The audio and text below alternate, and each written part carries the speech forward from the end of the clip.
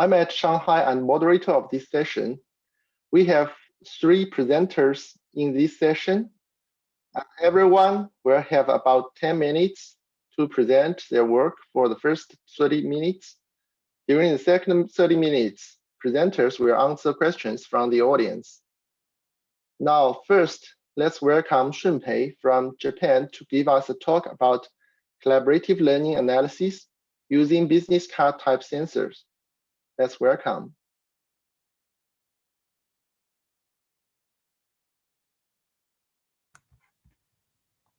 Yes, thank you for your introduction. Can you see this right? Yes, perfect. Okay, so I'll start. Hello, everyone. Thank you for coming today. I am Shunpei Yamaguchi from Graduate School of Information Science and Technology, Osaka University, Japan. I would like to make a presentation about collaborative learning analysis using business card type sensors. My study has a background of the learning method, collaborative learning. Collaborative learning is the learning to make use of differences in one's knowledge or way of thinking. The purposes of collaborative learning are to develop one's ability to see things from a different perspective and to improve members' social relationships. Collaborative learning has been analyzed by researchers in learning science manually. Here is the process to qualitatively analyze collaborative learning. First, install devices to record the collaborative learning activity, such as video cameras. Second, record the learning activity with recording devices. And third, observe the learning activity from the recorded data. Through this process, the researchers observed the face-to-face interaction who spoke, the motion of the learners, and take notes minutely by repeating the recorded video. Fourth, analyze the learning activity from the observation result.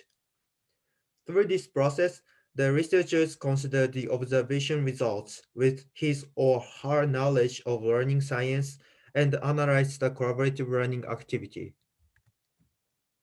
However, this process has the drawback to take high human and time cost in observation and analysis because the process requires expert and time to observe and analyze the learning activity.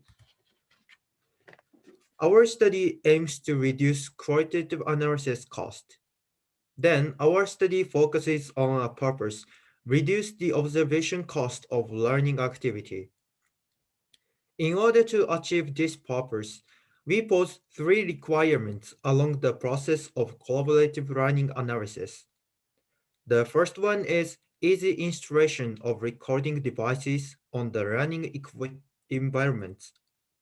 This is required to quickly start analyzing collaborative learning. The second one is consistency in recorded data. This is required to record accurate data of the collaborative learning activity. And the third one is automatic extraction of collaborative learning activity.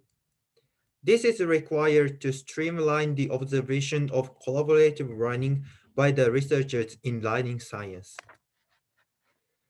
As our related works, there are studies on quantitative analysis tool for human collaboration. The first one is Hitachi's business microscope. Business microscope analyzes communication between workers in cooperation with business card type sensors. Second one is MIT's Rhythm. Rhythm analyzes human social interaction with business card type sensors. These technologies extract long-term change of human relationships, and there is no mechanism to synchronize multiple sensors. In collaborative learning analysis, we have to capture changing learning states, so it is indispensable to realize time synchronization between such sensors. Then we propose a quantitative analysis tool for collaborative learning, sensor-based regulation provider. Sensor-based regulation profiler is composed of two things. The one is business card type sensor, and we are calling it sensor-based regulation profiler badge. Learners wear the sensor on their chest, and sensor data is acquired by the sensors accurately synchronized. The second one is sensor-based running analysis. Sensor-based running analysis is composed of four technologies and extract each result from the sensor data. Learners face-to-face, learning phase, which learner speaks, and how much do the learners move. Today, I'd like to introduce our proposed batch, learning phase extraction, and speaker identification. Our proposed badge is supposed to wear on each learner's chest. Our badge acquires each learner's sensor data from three sensors: infrared sensor to detect learners face-to-face, sound pressure sensor to detect learners' utterance, and acceleration sensor to measure learners' movement. Our badge has a synchronization module between the badges, so the badges precisely collect sensor data in chronological order. Here is the explanation of learning phase extraction. We extract learners' face-to-face difference from the infrared sensor of our badges. Then we automatically classify the face-to-face difference into several groups as learning phases by similar characteristic. To automatically classify them, we use the automatic classification algorithm for large data, AutoPrate. And speaker identification extracts which learner spoke in the collaborative learning activity. Each batch obtains audio pressure. Speaker identification algorithm mainly removes ambient noise from each sound pressure data and identify one speaker. Here is the evaluation for sensor-based learning analysis. We conducted an experiment to evaluate collaborative learning. 3 learners participated in the experiment. The experiment is composed of 3 phases: video viewing, discourse, and conclusion.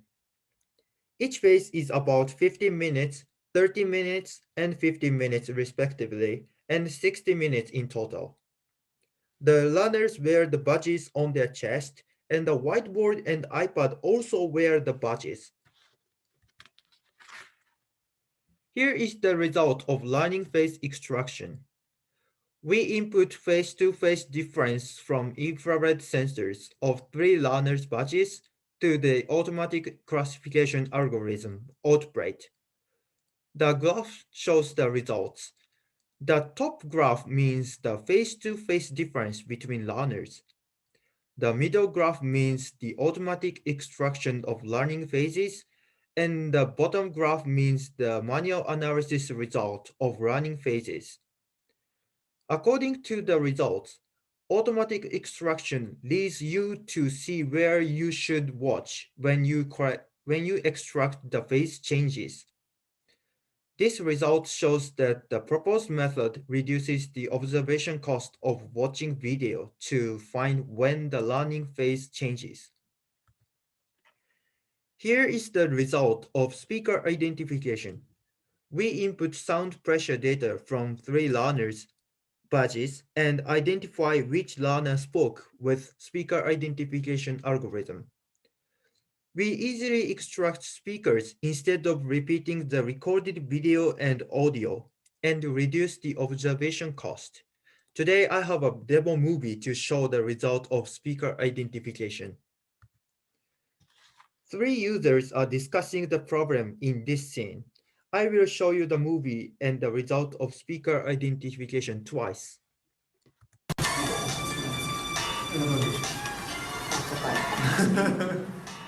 今310になっちゃうっていうのはあんま気にしなくていいですか？日本の燃費も出せるんですかね、車で行ける？車使うんでしたっけ？ Okay, the second time. こんな感じでしょ。今312なんちゃらっていうのはあんま気にしなくていいですか？日本の燃費も出せるんですかね、これで。車で行ける？車使うんでしたっけ？ If you cannot listen to this audio, please tell me after this presentation. And here is the summary and future works. In this presentation, we propose sensor-based regulation profiler to quantitatively extract collaborative learning activity. The proposed method achieved 3 requirements to reduce the human and time costs of qualitative analysis on collaborative learning. As our future works, we want to consider the influence on the numbers of learners, evaluate speaker identification at rigorous environments, and publish web application of the proposed analysis method. If you are interested in our study, please feel free to contact us. Thank you very much for your listening. Thank you, Shunpei. Thank you. Okay, so our second presenter is Amanda from the America. She's going to talk about developing a model of expertise in collaborative robotics, or cobots, right? Amanda, so over to you.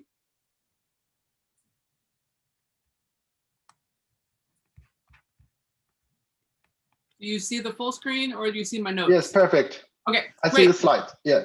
Perfect. Hi, everybody. I'm Amanda Siebert-Evenstone. When I first did this project, I was still in the epistemic analytics lab. However, now I've graduated and moved on and work in the Nelson Institute for Environmental Studies. But today I'm going to talk to you about some work I did on collaborative robotics. So when working, we often have many tasks that we need to juggle. But sadly, we only have 2 arms. So what if we could add a robotic arm that allows us to jointly take on tasks with a robot? I could have an extra arm to write my papers or get me a donut. But in all reality, robotic arms are actually used to move parts and products and work autonomously.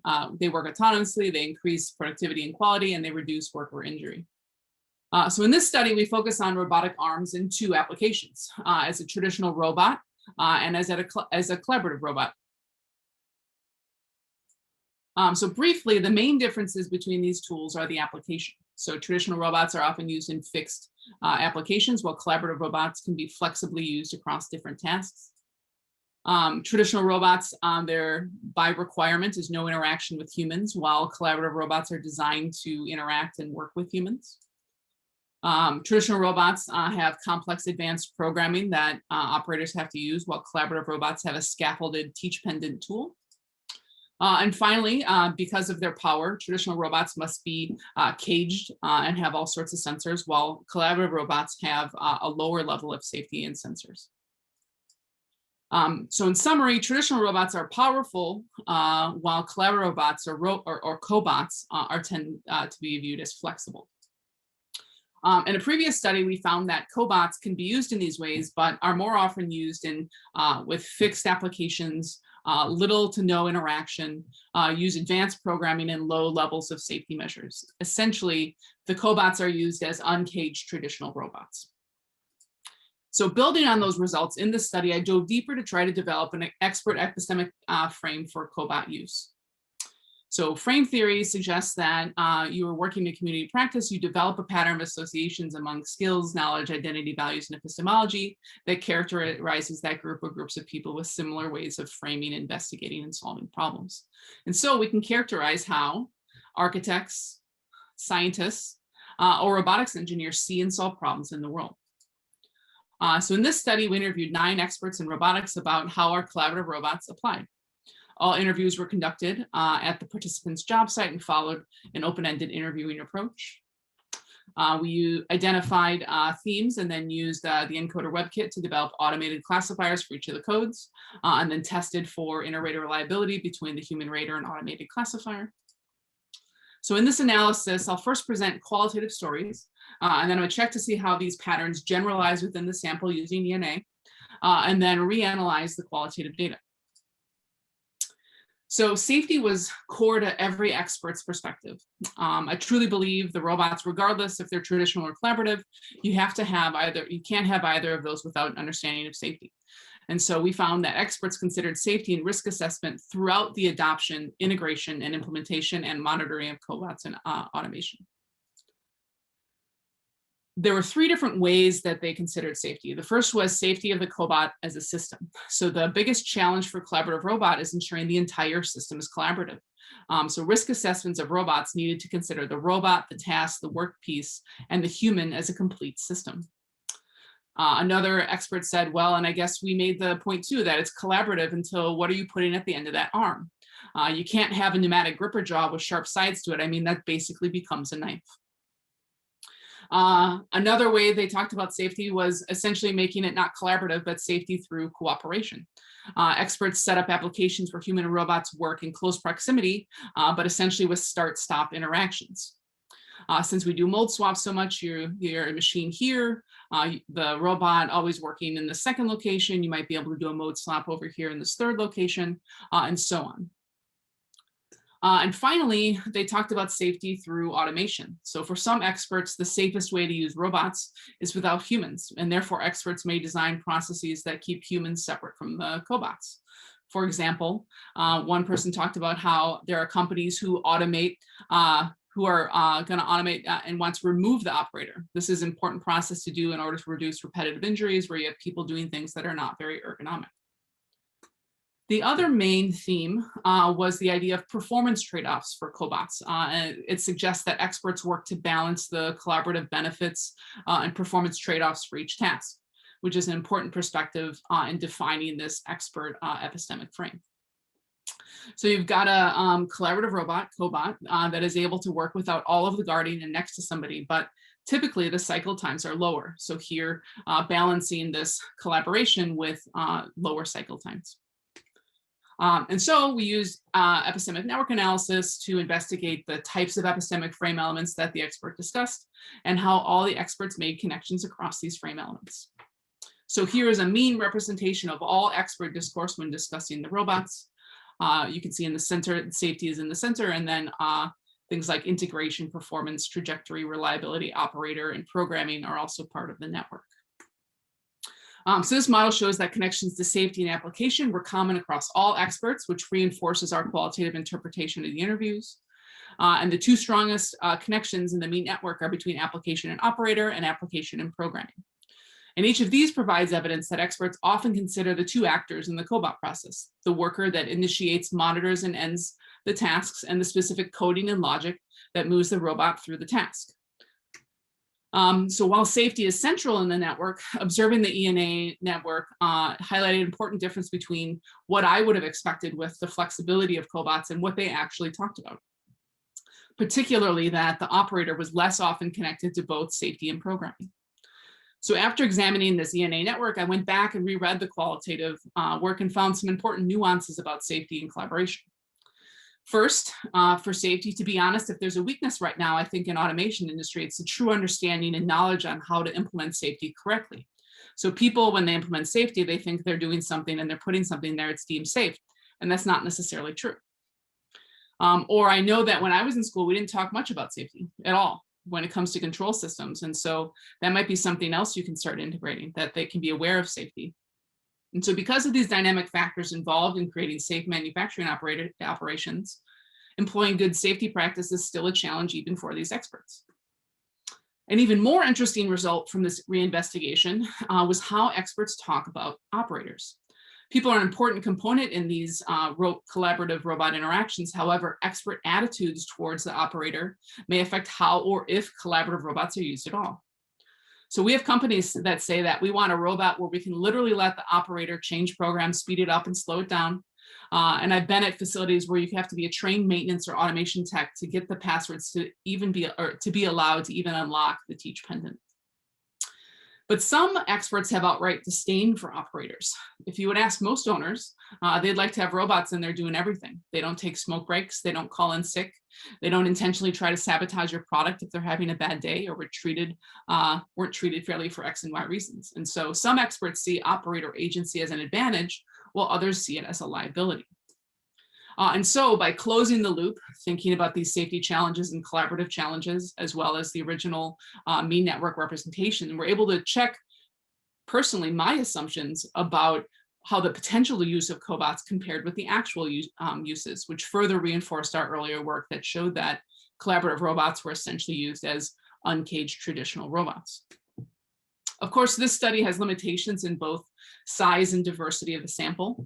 I would benefit from more interviews with operators, recruitment of women and other marginalized identities, as well as comparisons across different types of companies. But these results do suggest that experts put safety first when designing and implementing collaborative robot interactions, but also consider the balancing of performance factors such as applications, integrations, programming, and other codes and connections that I just didn't have time to talk about. We actually built this expert model in phase 1 and to serve as the basis for developing an authentic learning technology and using it as a method for modeling expertise both with in this paper and as a simulation to teach people about cobots.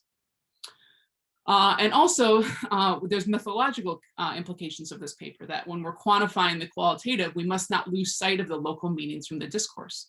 Our analysis highlights the importance of closing the loop by both scaling our local understandings across the sample, as well as investigating how statistical representation shed light on more specific patterns and shed light about biases that we might have as researchers looking at our data. With that, thank you. Thank you, Amanda. Our third presenter is Mike from Australia. He focuses on the knowledge that teachers develop, and he's going to talk us today about professional decision-making, reframing teachers' work using epistemic frame theory. So Mike, over to you. Thanks, Ben, and thanks everyone for coming along today.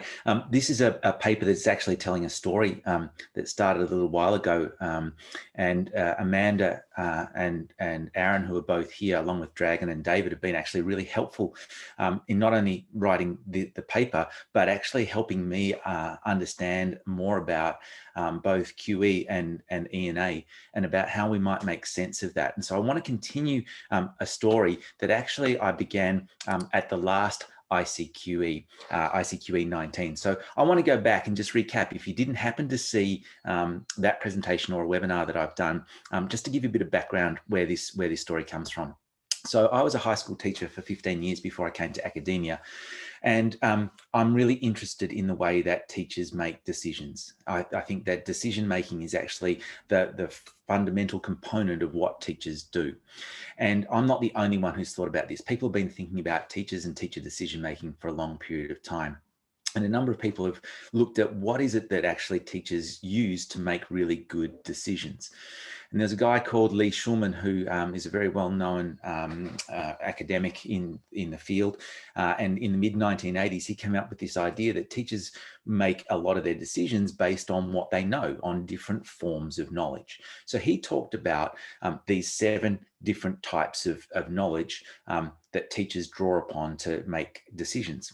He also, at the same time in the mid-80s, talked about this decision-making framework that he called pedagogical reasoning and action. So there are 6 steps within this framework that he proposed. But one of the things that became clear to me when I was looking at this was, well, actually, we don't really know what kinds of knowledge, what forms of knowledge help inform what kinds of decisions.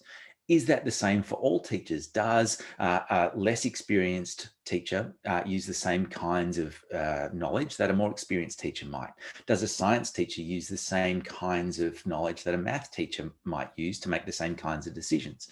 The relationships between all of these were really unclear. And one of the challenges that the literature suggests that underpins this lack of clarity is that it's really hard to get teachers to talk about this kind of stuff. They actually don't use the same kind of jargon that academic researchers use. And so getting teachers to talk about this is one of those challenges. So what we did is we actually went and asked some teachers for their lesson plans. So instead of getting them to talk about it, we actually took an artifact that they developed in planning what they were going to do.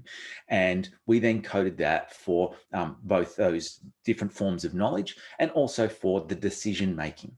And what we did is we did that for some math teachers, some science teachers, and some computing or technology teachers who all worked in the same school, who were all teaching the same group of students who were about 16 years of age. and they all team taught classes. So there were 2 teachers teaching typically about 50 students compared to your normal kind of class of 1 teacher working with 25 students.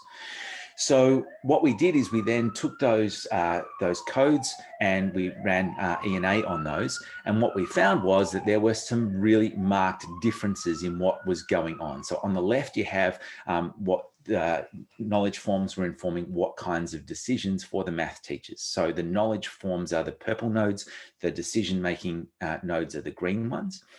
In the center with the green network representation, that's for the science teachers. And on the right is the one for the technology teachers. So they're all quite different in the way that they were working. And so that was part of the quantitative ethnographic approach that we took to this study. But the part that I want to go into in a little bit more detail is the ethnographic part. And that was the part that in my last presentation at ICQE19, I said that I talked to you about at ICQE20. So let's move forward to the future and let's actually start to talk about what that looks like. So what I did was I actually recorded a little video that actually explained what each of these nodes meant to the teachers, so that we actually then hopefully had a shared language, a shared understanding of what we were talking about when I went to show them these maps. So I went and showed the 2 of the math teachers these maps, and they started to talk about what they were seeing.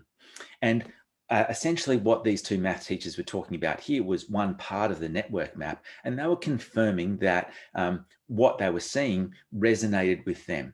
This etic representation resonated with their emic understanding of what was going on.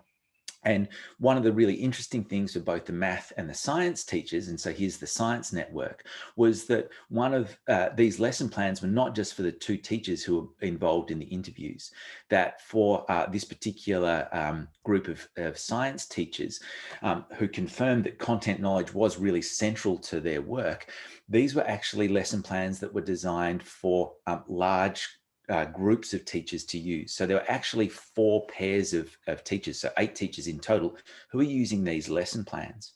What was really interesting was when we took this to the technology teachers, the computing teachers who had this network map, they said that it was a really different story for them. Their understanding of this didn't resonate with the network map that I was showing them.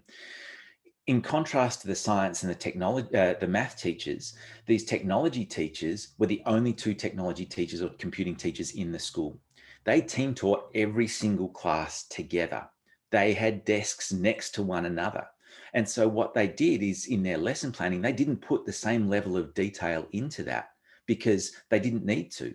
The culture that these 2 teachers had developed was very different to the culture of the science and the math teaching teams, who were much larger, much more complex.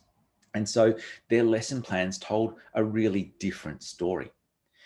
So from the paper that we have for this year's conference, we'd suggest that the ethnographic component is really important because it's a way of talking about culture, and the ethnographic component of QE provides insights into the cultural practices, in this case, of teaching. So the E becomes really, really important. But one of the other things that I was seeking clarification on, and Amanda and Aaron and Dragon and David have helped me immensely with this notion of an epistemic frame. And Amanda briefly mentioned that in her presentation just now. And I think that what I'd done in that first pilot study was actually cheating to some extent. I think that what we've been able to see was kind of that we could actually start to map some of these complex ideas that teachers were grappling with, but it wasn't really an epistemic frame. As Amanda said, an epistemic frame has notions of skills, knowledge, identity, values, and epistemology in it. At best, we were looking at knowledge and maybe a little bit of epistemology, maybe in those network maps, but it certainly wasn't a full epistemic frame. So if we're wanting to start to incorporate these kind of elements in there, how might we go about doing that? So I want to give you a little bit of an insight of how we might get closer to an epistemic frame. That actually, if we have these kinds of codes for decision making on the right, knowledge in the center, they're the ones that you've already seen the kinds of examples of. We could now add, for example, some values in, and we can get those from the kinds of codes of practice and values that teaching organizations around the world have demonstrated. And we've actually done some work with some pre-service teachers in England, some pre-service science teachers, where we started to get them to express their understanding of these and to map those. And so now we can actually get representations that show reasoning or decision-making, knowledge, and also values. And what we can start to get are some really complex and sometimes quite complicated and messy maps. And I was trying to think about what one of the challenges is with this notion of trying to represent epistemic frames if we're taking these 5 different Skype elements into consideration. And I was trying to work out the best way to describe my thinking. And so, like maybe some other people, I went to the happy hour part of the Slack channel for this conference and was inspired by Kahiwa's awesome recipes. So congratulations on your win for that, Kahiwa. And I think if I'd actually been quick enough, this next idea might have bumped you off the winner's podium. So if we take this skive kind of idea and we take a drink that represents each of those letters. So on the left, we've got Scotch whiskey. In the second, we've got Kahlua. The third is a bottle of gin that is actually an Inc brand gin. Then we have some vodka, and on the right hand side we have tequila, which is an Espolon tequila. We have the 5 different kind of skive elements there. But I'd suggest that if we mix all of those together, we're going to get not only an incredibly complex mixture of flavors and tastes, but actually what we get is just a mess. Something that actually doesn't really represent the characteristic of each of those individual components. And so one of the things that in trying to represent a whole epistemic frame, I think that becomes really important is this notion of grain size, that what are the components? So we've got, for example, 6 forms of knowledge or 7 forms of knowledge that we're looking at. Is it important to try to represent all 7 forms of knowledge as part of this epistemic frame? How might we start to use QE and ENA to understand what is really important to the people whose frames we're trying to represent? What things do they consider to be important in an epistemic frame? And so what things might we best be paying attention to? Because if we try to represent everything, well, we can do it, but does it get us answers to the questions that we're asking? So at ICQE21, we're going to continue the journey, and I'm going to tell you the next part of the story there.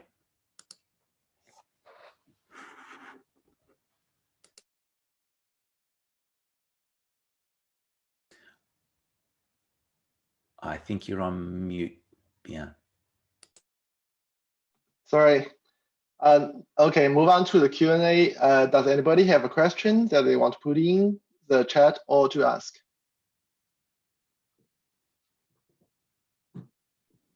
Otherwise, I can go ahead. I can ask all 3 of you. I think that ENA representation or in Shunpei, maybe social networks representations not only useful for researchers' own understanding of specific cultures.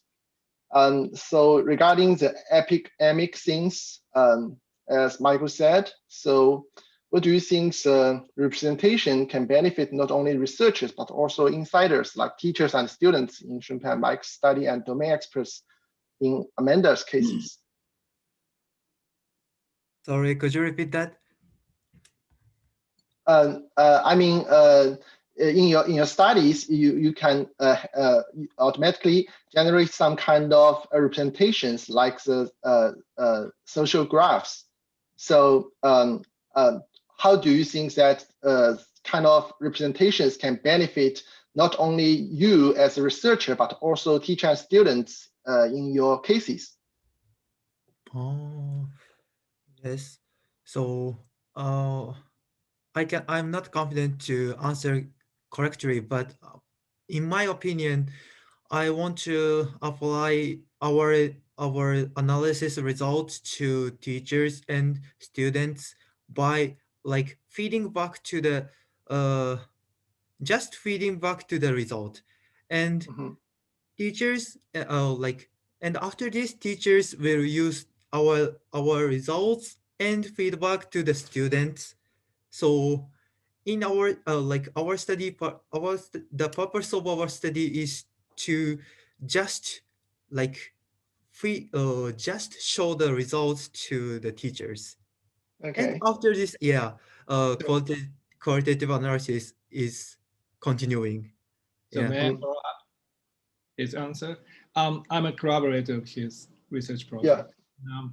I'm taking a side of the teaching and learning instruction side. And for instance, if you're dealing with the over 100 engineering students in a PBL in the ballroom, you cannot observe every single group works. Mhm. Then what we like to know during the lessons is which group we should be involved in, supporting them to engage in a productive discourse. So usually if you take a look at the groups or observe the groups, you see the actions and movement and such. You cannot hear what they're actually talking. So, and the first step for us to observe the groups is kind of like a more nonverbal information-based interaction. So, because we cannot collect all the information from the groups, all the groups in the classroom, we just started to develop the device like this to summarize the nonverbal interaction during the lesson so that we can just cut in or intervene in kind of not good quality of group works. So that's one of the um, research questions we have then apply to a practice. Okay. Okay. I can go Thank you. next. Oh, did Yeah. me? Yeah. Yeah. Yeah. Great. Well, so I think of your question in two ways. I guess coming into this project, this cobots project was very difficult for me. So as a learning scientist, I'm always thinking about how tools can augment our experience. They can expand what we're able to do, all of these pieces. And so I think when myself and one of my collaborators, who was also a learning scientist, came in, we had I'll say it, like a research chip on our shoulder, that we were like, there are these really cool tools that you can do all these collaborative, flexible things with. And we were so surprised that experts in the field use none of them. Essentially, they use them as these uncaged robots. And so for me, when you ask about the EMIC and EDIC, in some ways, ENA and the way that I quantified the codes that were evidence within the place, ENA gave me this perspective of, well, this is what the participants are saying.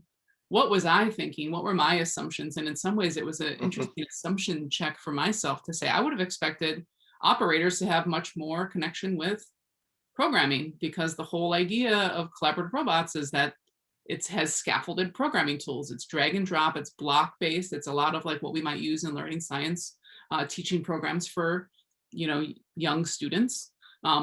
They're going to use that. And in some ways, it was almost this like EMIC edict check for myself about what I, as an outsider, was going to see, and then what as insiders were there.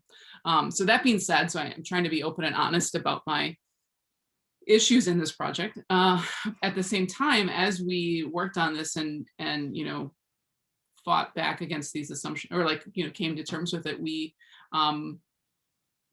don't show as we built the simulation, as we built the space, and as we talked to experts, we weren't showing ENA. We would show summary things, and we'd say like, well, it's mostly about safety and performance trade-offs. Essentially, the qualitative stories were the ways that we translated this work back. Now, the ENA space that we created, we might use as an assessment model where we can essentially take users in our simulation, assess their data, and then put it back in this expert model for comparison, but we haven't got to that step yet. So I kind of see that your question in two ways. One is a reflection on what I'm thinking about. Two, as we've created these models, but it's not always the way that we use to communicate with our practitioners that we work with. Okay, great. That's really Right. interesting, Amanda, because it was not that sort of personal kind of reflection on your own interpretation of things. So when I first saw the network representation for the technology teachers, where there were like really very few connections, particularly in comparison to the other subject areas, I was like, gee, maybe these guys aren't doing a particularly good job. You know, what's going on there? And it wasn't until I actually was able to take it back to them and understand their story in more detail, rather than just what was on a printed page, that was a real kind of perspective check for me, to remember to always kind of go back and close that interpretive loop, because if you're only dealing with one data source, then that's not really particularly helpful. But I think in terms of advantages for the participants, I think that there are a couple of things that were helpful for them. One was actually in sending them that little video that explained the codes that we'd used, the jargon that we'd used. It was actually really helpful for the teachers in this school, because all of a sudden they had this shared language that they were able to use to be able to communicate with one another, to be able to take these ideas that maybe were tacit in their heads, but they weren't actually able to articulate them easily and clearly. And in an earlier session today, Jamie was talking about the problem with jargon.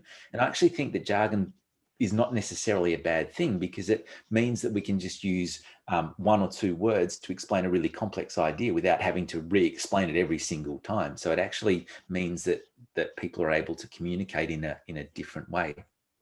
And I think the last thing was actually starting to show the differences, the epistemological differences that these teachers had based on the subject matter that they were teaching. So there's a big push here in Australia, as there are in a number of countries around the world, for this notion of integrated STEM, so that science, technology, engineering, and math all kind of get taught together by a team of teachers. Well, what our work is showing is that these teachers, just if you put them in a room together, don't necessarily think about things in the same way or make decisions in the same way. So that if we want this to work, then from a policy perspective, we might need to rethink the ways in which we have teachers working together and how they understand their epistemological differences. Okay, thank you. Okay, let's see if our audience have any questions. Yeah, so I just wanted to sort of follow up on that if I could. So Mike and I do most of our work in the sort of education world, right? Teacher education, teacher enactment, right? But I think there's two important things in my mind. The first one is we need to be careful about the assumptions we have about the value associated with the participant exploring these things, right? Especially in relationship to their own expertise in the field in which they work. Right, so the way in which an educator, for example, may take up what they see and perceive and understand out of an ENA representation may be very different for someone who's in their student teaching year versus somebody who's in year 30. And the types of responses we get back out in the interview process, especially, it may also be tied to some of those, right? And that might be things like even just like expert blind spot.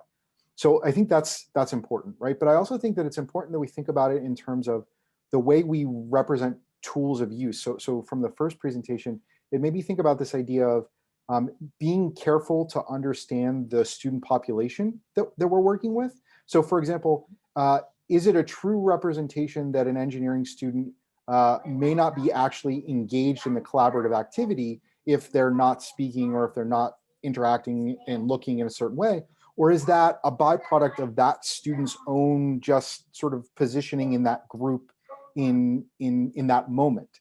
And so just thinking more broadly about the sort of assumptions we have about how these representations reflect the sort of work that we hope to do is really, really important, because we don't want to, we don't want to pigeon a group to saying like they're not interacting when maybe there's other explanations, as we sort of see from Mike's example of the tech teachers. I have a question, but sorry, I cannot find a way to raise my hand here on my interface. Yeah, go ahead. Yeah. Okay. thank you for the wonderful presentations for all three of you. And Mike, I like your story. I'm looking forward to the next episode. I caught just one sentence from Amanda, so I'm going to follow up with a question. You said about safety is at the center of the network. And when I look at the network, yeah, indeed, the node safety is in the center of the network. And then the question is, do you think the position of the node is really meaningful? I mean, when you see, if you see it is at the center of the network, does that mean it is the center of the data? Thanks, Carl. Great question. So one thing that, yeah, I see that thumbs up, Cody. So I had the same question. I know. So in this case, I did a mean, it's a mean representation, a mean network. So it's like the all cases, right? So a lot of times when we do network analyses, we're doing, you know, time 1 versus 2 or novice versus expert or that sort of thing. So essentially the all that was in the diagram was at the origin 0 point. And the way that I thought about safety being in the center, well, it was absolutely central. I mean, if I had done a frequency check of just how often they said safety, it was like every time they talked about safety. So like it was absolutely central to what they were saying.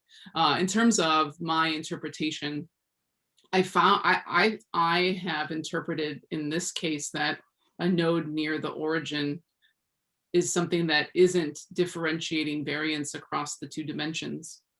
So it's something that's not explaining this spread in that way. And so correct me if I'm wrong, because you all are the masters, that when things are near the origin, that it's a place where things are fewer differences across your units. Yeah, Amanda, I think you are definitely right. I think there's no problem with your interpretation. The problem is from many talks and papers in this conference, I rarely see anybody interpreted the position of the nodes, and you are the one that I saw. I'm really happy to see that. I do think the position of the nodes, we need to pay more attention to the position of the nodes. The center, is it at the center of the network, or is it at some remote area of the network? What does that mean? So they should be meaningful, but we just we just need to figure out a way to validate such a meaning or such interpretation to make sure this kind of interpretations are universally correct, which means if you say the node is the center, it is the center. So it's the center of the topic. So so we need to further mathematically validate that. Yes, I think you bring up a really interesting piece too, that, you know, when we talk about these, there are the mathematical things that we're talking about, like actually the center in a graph near the origin versus the center of our interpretation or the focus or the main idea, right? And so sometimes we can colloquially talk about things in ways that can be misrepresented. But in this case, I did really mean that it was near the center of the graph. In other cases, I might say that, you know, something that was on, you know, the edges, or like, let's say we might call it a bow tie model, where there might be something in the middle, but like the real story is about this comparison of the right to the left. That I agree with you, the node interpretation ends up being such a one of the 100 things you could talk about from an ENA network that sometimes isn't always part of the story we tell. Yeah, I guess I was going to ask as well, Amanda, it seemed a little bit like you might have been surprised that they all talked about safety, and that was where, that's how it kind of ended up in the middle of the your network graph, because it's not actually pulling any of them one way or the other, because everyone ultimately ended up talking about it, which kind of caught you. But then did you actually ever try taking it out of the model to see if there was distinctions between any of the participants that kind of pulled, like would have drawn the, because it seemed like the rest of the participants were kind of spread around your network. and that if you had taken safety out, what that would have done to draw some more distinctions between them. That would be a really, I should do that. I did not, because I always thought safety to be so critical to what they were saying. Now it makes me want to run the analysis and think about that, because if we know that safety is there across the board, we can take it as a given and then see how this shakes out. And it could essentially identify there were, it's a small sample. And so it's pretty easy to say, like, these were the 3 experts that didn't really like operators. And these were the 3 that thought we could do a lot of collaboration. And then everybody else was kind of in the middle. I had done some comparisons between the both of them with safety still in there, but there was 0 differences really visually or statistically. Well, I mean, it's hard because if safety is such a pivotal code across your whole data set, it'd be hard maybe then to draw out those distinct differences across among the other codes if safety is so prominent throughout the entire code, the entire data set. Yeah, I think it might work. I mean, this was a fairly high, could you say, like, co-occurrence data set, so it wasn't so sparse of a matrix that each line they were talking about a few things. Because it was an interview, they kind of would just go off. But I would definitely think about trying that next time. Thanks, Cody. Sure. All right, we can let Danny ask his question. I was just thinking if it was a good question or not. It's that little extra pause where I wrote it down in the chat, but I'll put it in the chat too, so that it's a question for Shumpai and colleagues. I wanted to know a little bit what was sort of next. I mean, in the badge papers, there's 2 questions. One is, you had a pretty controlled environment where the students wore it, the iPad had it, and the whiteboard had it.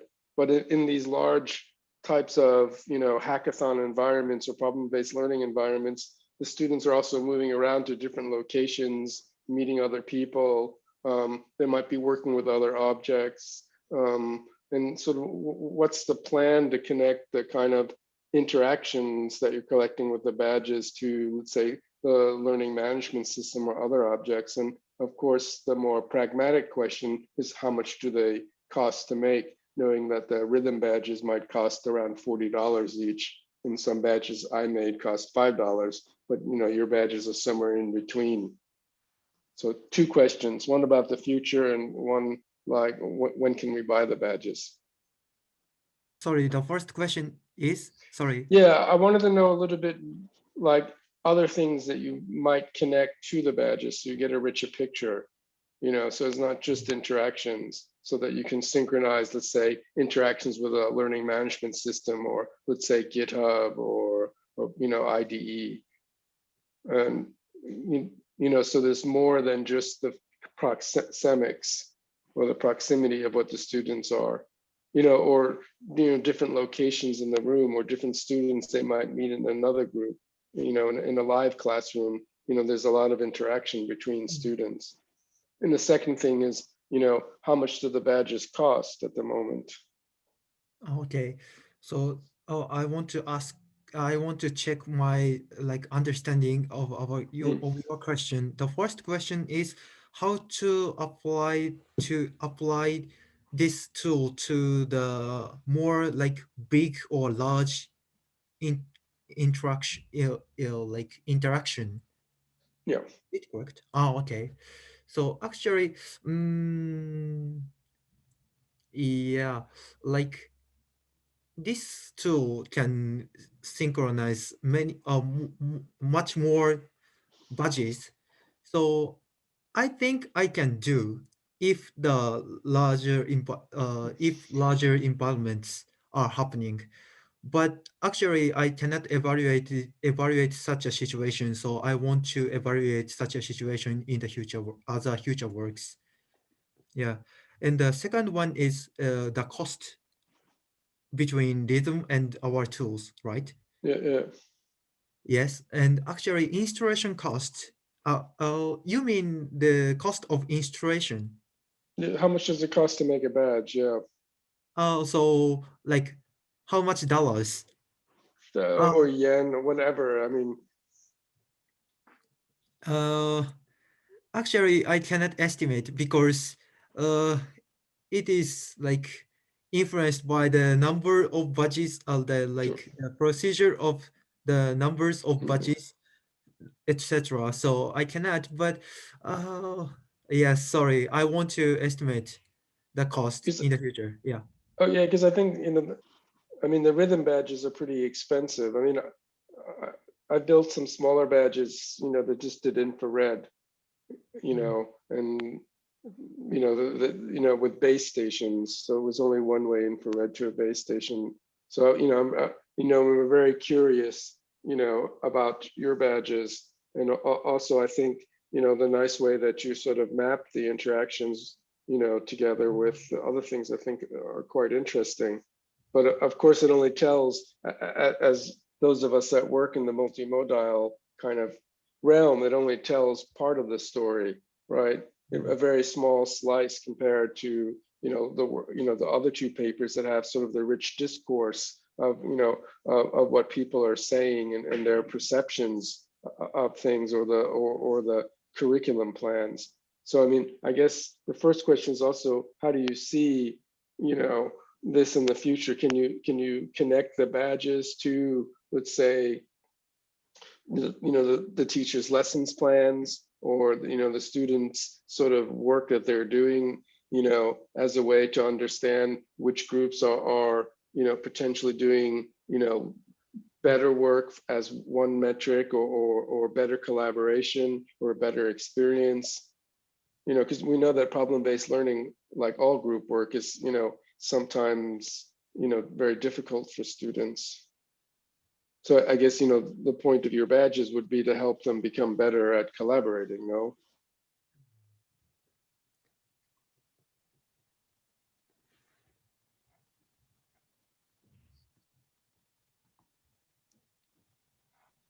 It's always good when you ask a question and you're muted. Sorry, could you repeat that? Yeah, I guess what I'm trying to ask, is quite late here in Denmark, so I'm a bit tired, is well, maybe we just carry it over and then we can have a private conversation, because I think there's a question from Mike. Yeah. From Hazel. Yeah.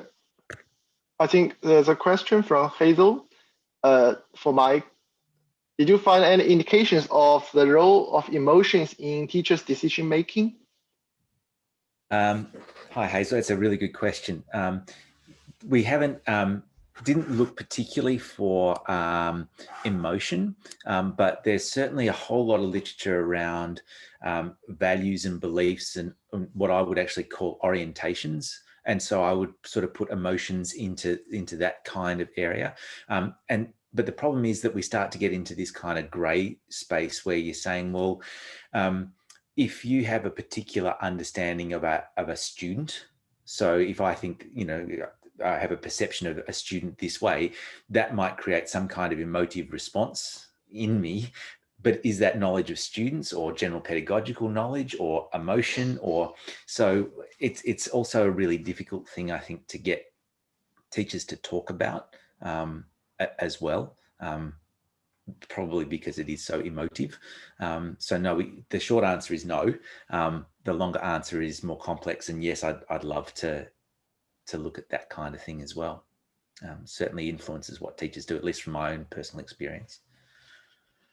Oh, and I also wanted to ask you about showing, because you know that I'm doing something like that, showing the networks to the teachers. Yeah. And sort of like if you felt, if to some extent you were guiding them to relate to the networks, or sort of like confirm what they were understanding. Did you find anything like that, or how did you account for that sort of like them just being in the position of validating or just confirming what they were seeing in the networks? So these were also teachers that I'd spent quite a long period of time working with and developing relationships with. So one of the things that I'd said to them right from the beginning of the process was that I'm not researching on you, I'm researching with you. I'm trying to also learn from you as part of this process. And so there was quite a long period of time in developing a trusting relationship with them. So when I went to actually go through what I presented as the last stage of doing this and having a conversation with them about the network maps, there were times when, as I showed in the presentation, they were confirming elements of it. But like with the IT teachers, there were elements within the math and the science teachers' network representations where they felt as though they either couldn't explain it or that they just disagreed with it, with parts of it as well. So yeah, I was just trying to show that there were some confirmatory kind of statements, but there were also some ones that meant that we had to go back and recheck things. Yeah, which also aligns with what I have found. I have them aligning to what they see in the network, but also adding to that or just changing things around. Yeah, and one of the things that I was also saying to these teachers was, I'm not coming to you with this diagram and trying to say this is fact, this is correct. What I'm doing is I'm presenting you with something that is concrete that we can point to and touch and draw arrows on or move around, that allows us, it's a stimulus for a conversation. It's not trying to validate whether I was correct or not, or the network is correct. It's actually just a stimulus for a conversation to find out more, because the research says it's really hard to get teachers to talk about this. So that was kind of part of the philosophy in doing it that way. Yeah, thanks for mentioning that, because that's how I've seen it, but I haven't been able to put it into words.